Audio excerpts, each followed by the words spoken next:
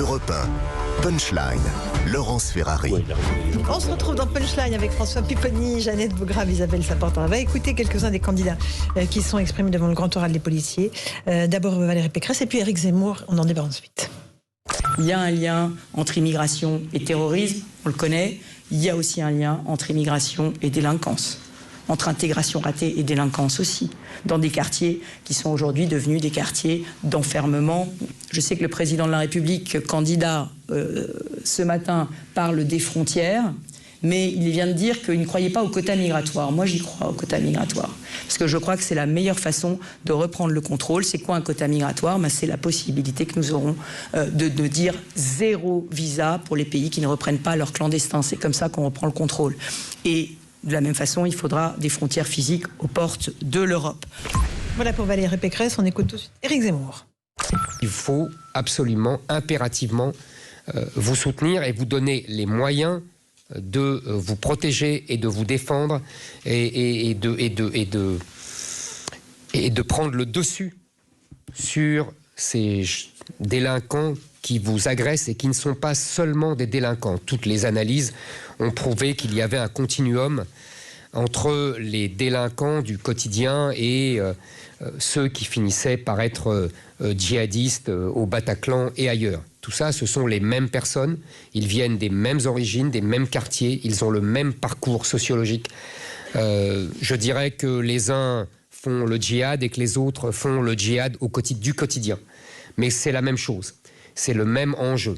Et donc pour cela, nous devons vous donner des moyens et pour cela, nous devons vous soutenir. Voilà pour Éric Zemmour.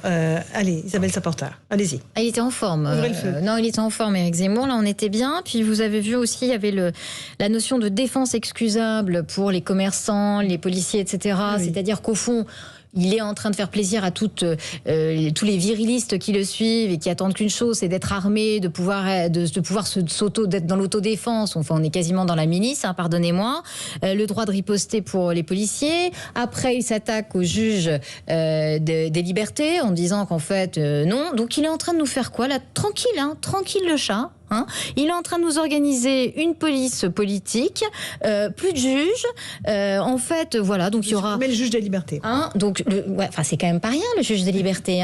Voilà, donc il est en train de tranquille le chat d'aller vers ça. Donc en fait, les policiers seront tout puissants. Le juge des libertés c'est terminé. Donc au fond, le préfet, le procureur et les policiers tout puissants. Enfin, pardonnez-moi, mais c'est un cauchemar. C'est un cauchemar. Et les commerçants armés en autodéfense. Non, enfin là, franchement, là, il a passé un cap qu'il n'avait pas passé jusque-là. Valérie Pécresse, Jeannette Bograve, elle fait le lien entre immigration et terrorisme et immigration et délinquance. Je lui laisse ce lien. Moi, Vous ne le faites pas ? Non, parce que je traite les problèmes tels qu'ils sont et sans... j'ai conscience que... des gens qui viennent d'Afrique du Nord, de culture musulmane, peuvent se radicaliser, mais j'ai aussi conscience que des gens au bout de la 2e ou 3e génération n'ont pas à être réassignés. De même, je pense qu'on oublie parfois qu'il y a aussi tous les convertis. Voilà. Donc cet amalgame sur le terrorisme... Voilà, moi, je suis mal à l'aise quand on parle comme ça, parce que je pense que c'est juste... On est délinquant, j'ai pas le zéro politique de visa, ça ne marche pas et on n'arrive jamais à l'appliquer. Donc tout ça, non, je suis mal à l'aise avec ces mots-là. François Pupponi. Le problème, c'est qu'ils rencontraient les policiers. Donc ce qu'on attendait d'eux, c'est qu'ils disent voilà comment moi je considérerais la police républicaine, voilà quels moyens je leur donnerais et éventuellement dans quelles conditions je les mettrais pour être plus efficace pour assurer la sécurité des Français.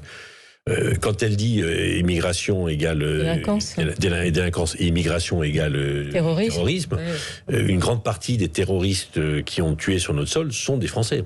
Bien sûr. Parfois c'est une immigration, mais pas toujours.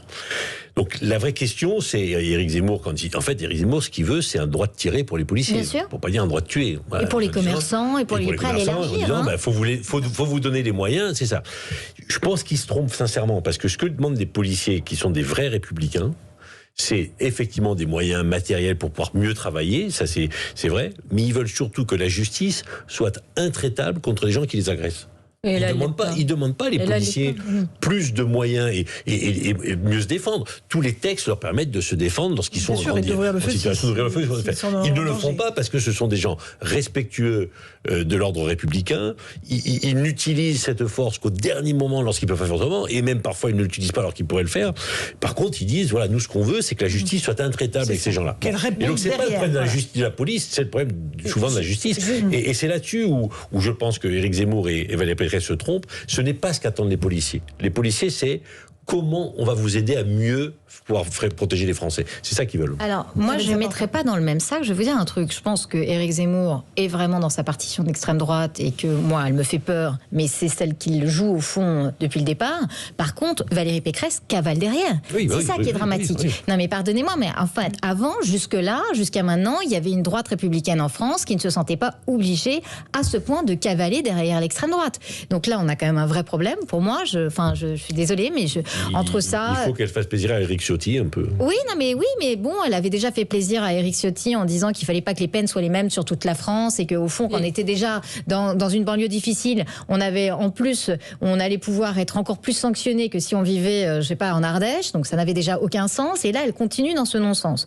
Et par ailleurs, moi, je vous le répète, je suis quand même très très inquiète de ce qu'est en train de dire Éric Zemmour, parce que quand il allait au bout de devant les policiers, il a continué et il a dit parce qu'en fait, là, jusqu'à présent, vous empêchez de tirer.